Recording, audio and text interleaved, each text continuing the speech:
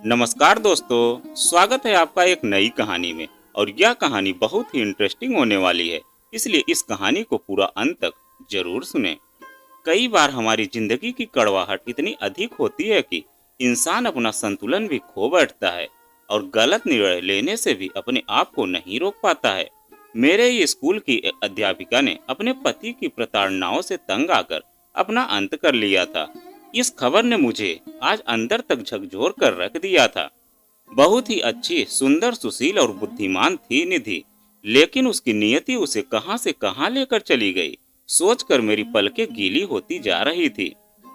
उसके चेहरे में अपना ही चेहरा नजर आने लगा था।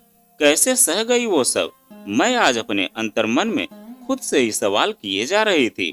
सवाल जवाब में एक फिल्म की भांति सब आंखों के सामने चलने लगा था। प्यार, सहयोग और सम्मान जैसे शब्द के मायने तो मैं ब्याह के बाद ही भूल गई थी। जान पाई थी तो बस पति की मार, तिरस्कार, दुत्कार और अपमान को। अभी मेरी पढ़ाई खत्म भी नहीं हुई थी कि घर वालों के लिए मेरी शादी की उम्र निकली जा रही थी। 18 की उम्र तक मेरी सारी चचेरी बहनें ब्याह दी गई थी। शहर के सबसे नामी और प्रतिष्ठित परिवार से होने के कारण पर बराबरी का रिश्ता न मिल पाना भी एक समस्या बना हुआ था। पिताजी को उनके मित्र ने एक रिश्ता बताया। लड़का सरकारी ऑफिस में बाबू था, जो 26 साल का था और मैं 18 साल की। मेरी शादी आनन फानन में तय कर दी गई। मेरी बीए के फाइनल एग्जाम भी शादी के बाद हो जाएंगे, ये कहकर मुझे आगे की पढ़ाई न रोकने का आश्वासन दे दिया गया और अगले ही महीने मेरी शादी भी कर दी गई। सारे रस्मों रिवाजों के बाद मैं ससुराल भी आ गई। ससुराल में हफ्ते भर रहने के बाद एग्जाम के लिए वापस मायके आ गई। एग्जाम और चचेरे भाई की शादी में 3 महीने गुजर गए। घर में माँ, पिताजी और 2 भाई थे। एक दिन अचानक ही मेरी तबीयत बिगड़ गई और फैमिली डॉक्टर को दिखाने पर मुझे मेरे माँ बनने की खबर मिली। इस खबर ने मुझे एक अजीब सी खुशी तो दी, लेकिन मुझे मेरे सपने धुंधले होते नजर आने लगे। इस खबर को सुनते ही मेरे पति खुशी से फूले नहीं समाये और मुझे मिलने आ गए और फिर मुझे अपने साथ ले आए। सरकारी आवास में मैं, मेरे पति और 1-2 नौकर थे। मेरे पति को ऑफिस से वक्त कम ही मिलता था, इसलिए मेरे साथ के लिए मेरी सास साथ रहने आ गई। वक्त बीतता गया। अब तक मैं 2 बेटों की माँ बन चुकी थी और किसी तरह एमए पूरी कर ली।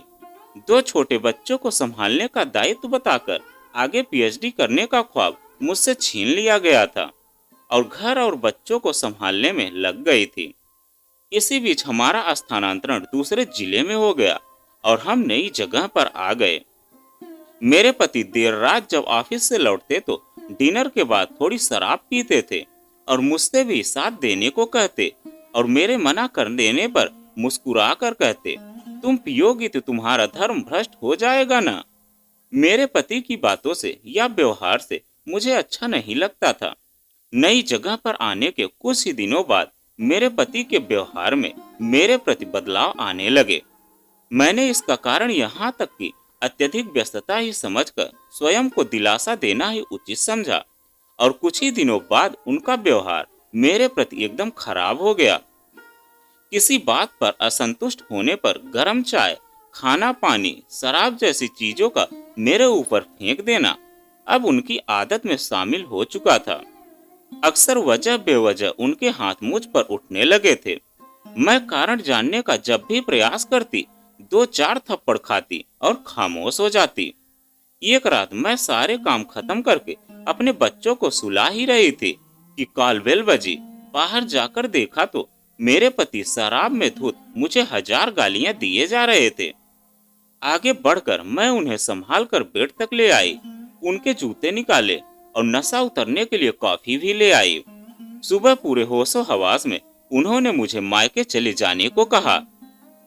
मैं अकारण बच्चों के एग्जाम के बीच मायके जाने को उचित नहीं समझ पा रही थी और वैसे भी 6-7 वर्ष की शादी में चचेरे भाई बहनों के विवाह के अलावा कभी गई ही नहीं थी।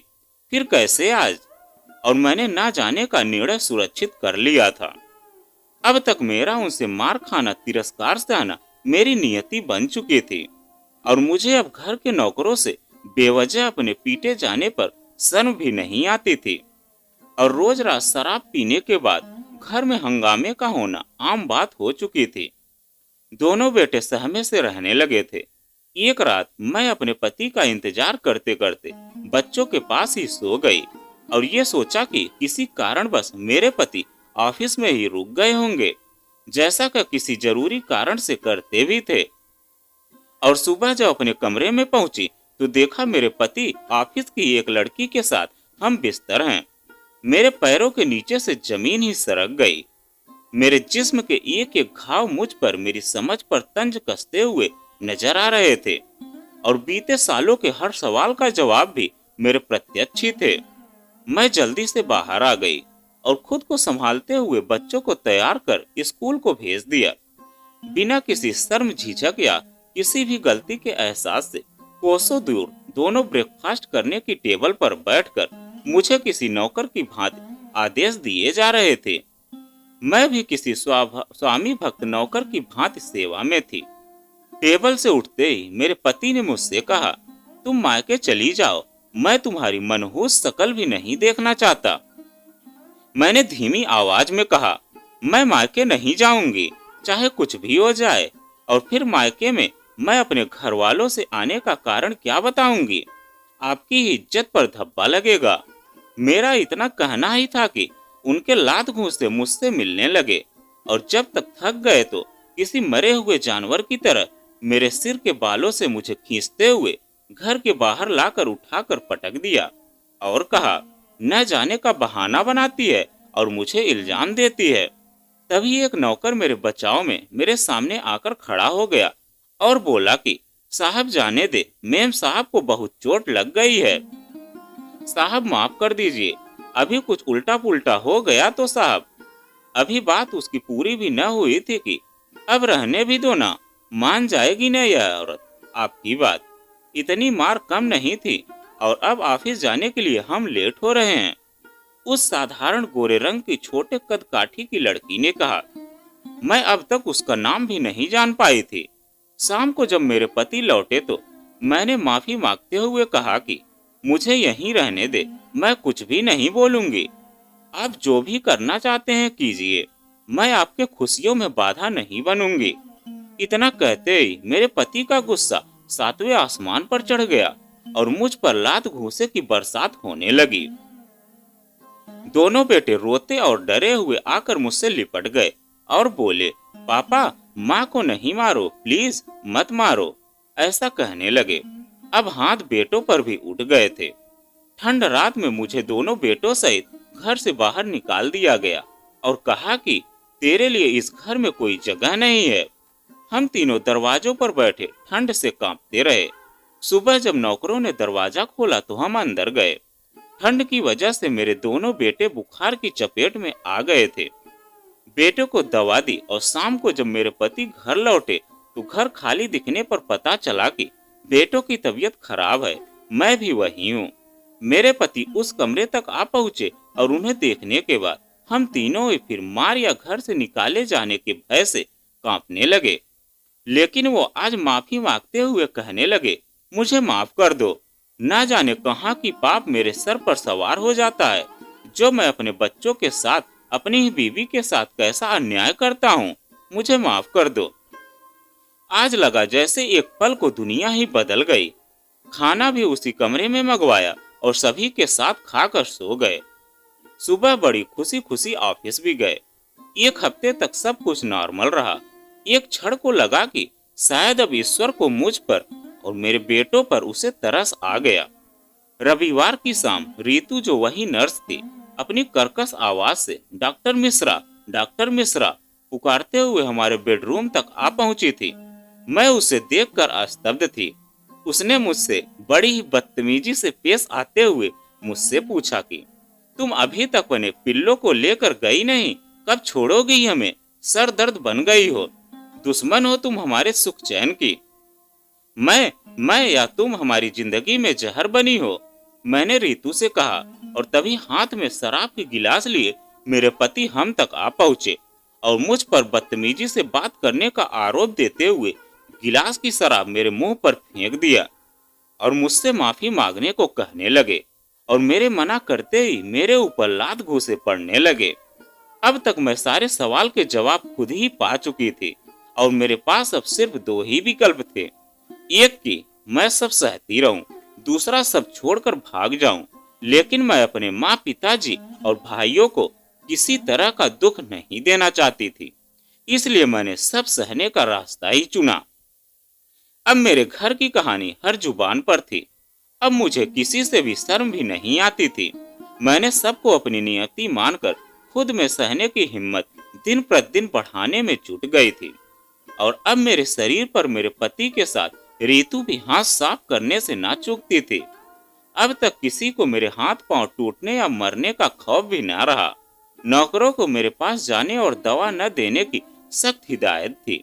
मैं दर्द में कई दिन कराहती रहती। दवा और देखभाल के नाम पर 2-4 चप्पल पड़ जाते थे। शादी के बाद अब तक 10-11 वर्ष भी बीत चुके थे। सब झेलते लोगों के सामने झूठते अपने जख्मों को, सबकी नजरों से छुपाते बच्चों की सहमी जिंदगी को देखते सबको मैं अपनी ही नियति मान चुकी थी और ये तसल्ली भी दे चुकी थी कि इससे मेरी मुक्ति नहीं है और एक दिन मैं अपने ही पति के हाथों से जान गंवा बैठूंगी। लेकिन इन सब के बीच एक ही उम्मीद थी जो मुझे अंदर ही अंदर सबका सामना करने की शक्ति देते जा रही थी। वो थी मेरे बेटों की भविष्य और मेरे छोटे बेटों की अभी मेरे सहारे और देखभाल की भी बेहद जरूरत थी। जबकि मेरी शरीर पिटते पिटते जर्जर हो चुकी थी। सिर के बाल खींच खींच कर उखड़ कर मुट्ठी भरी बचे थे। मेरा रंग रूप भी, मेरी सुंदरता, मेरी काबिलियत सारी धरी की धरी रह गई थी। आज पिताजी का फोन आया था कि भैया की बेटे की शादी है, कार्ड भी जल्दी ही पहुंच जाएगा और सभी को आना है। मैंने अपने पति से बताया, मैं इन दिनों बहुत व्यस्त हूँ, तुम ऐसा करो ड्राइवर के साथ हो जाओ, बच्चों के साथ तुम्हारा भी थोड़ा चेंज हो जाएगा। ऐसा कहकर मेरे पति कमरे से बाहर चले गए। मैंने भी 3-4 दिन में ही लौट आने की सोचकर पैकिंग भी कर ली और अगले ही हफ्ते ड्राइवर के साथ चली गई। शादी की रीत रिवाजों में शिरकत करने पति भी बाद में आए और जरूरी काम का बहाना लेकर 6-7 घंटे में ही वापस आ गए।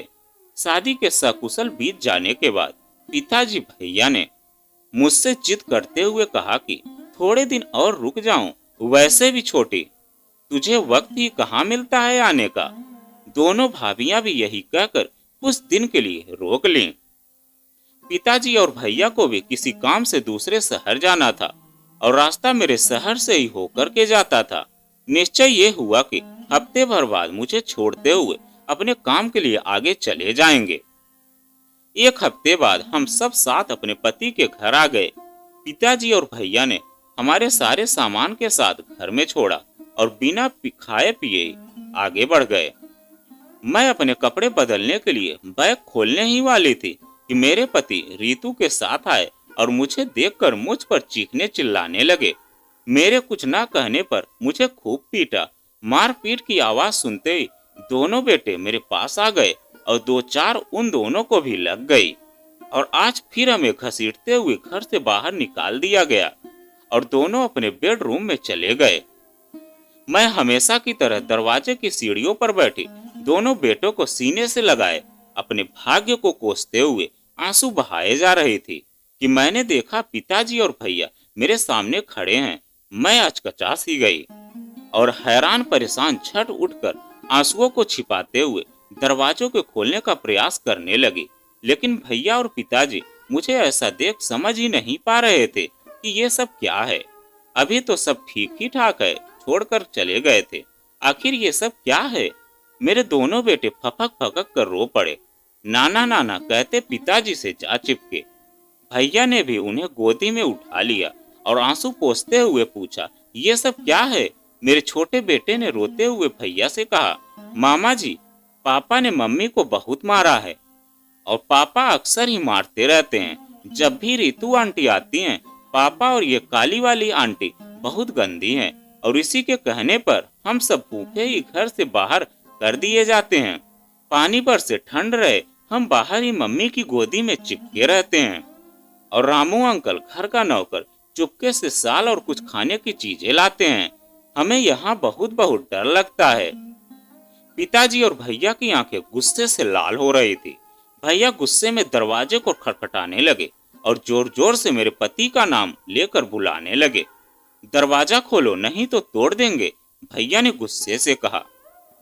आज अगर मेरे जरूरी कागजात यहाँ छूटे न होते तो हमें तो तुम्हारे वसीपन का पता ही नहीं चलता। हमारे घर में रिश्ता करके हमारे साथ नाम जुड़ने से पूरा तुम्हारा खानदान खुद को धन्य समझता है, और तुम मेरे बहन के साथ ऐसा बर्ताव किसी जानवर से भी बदतर कहाँ कमी रह गई थी, हमसे या मेरी बहन से।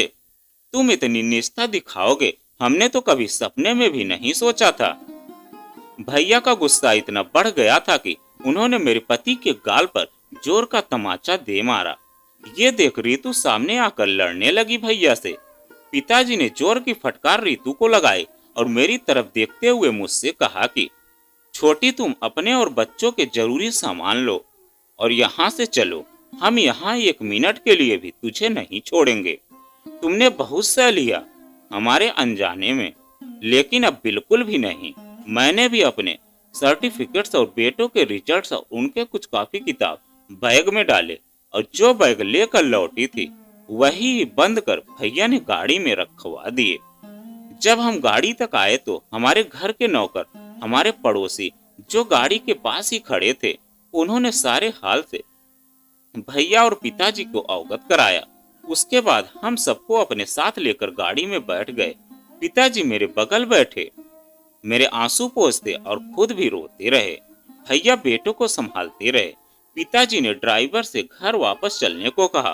थोड़ी ही दूर चलने पर पिताजी और भैया ने एक ही साथ ड्राइवर के पास गई पुलिस स्टेशन को का चलने को कहा। वहां पहुंचकर मेरे पति के खिलाफ रिपोर्ट लिखवाई गई। हम वहां के एक बड़े ऑफिसर के घर में गए और सारे हाल विस्तार से बताया। वो ऑफिसर भी अपनी बेटी की तरह मुझे स्नेह दिए और मुझे, मेरे बेटों, मेरे भैया और पिताजी को बिना जलपान और रात्रि भोजन के आने नहीं दिया और पूरी तरह से कड़ी कार्रवाई और हमें पूर्ण सहयोग का आश्वासन दिया। वह रात मेरी जिंदगी की आखिरी काली साबित हुई और सुबह की फूटती किरणों के साथ मैं हर दुख से मुक्त होकर अपने मायके आ गई। कुछ दिनों के केस चलने के बाद हमारा तलाक हो गया और 1 वर्ष की सजा भी हो गई। मैंने पिताजी से कहकर दूसरे शहर में नए सिरे से जिंदगी की शुरुआत की। मैंने सबसे पहले अपनी पीएचडी पूरी की और यहाँ आकर छोटे बच्चों के लिए एक स्कूल खोल दिया। साथ ही दोनों बेटों की परवरिश में भी कोई कमी नहीं आने दी।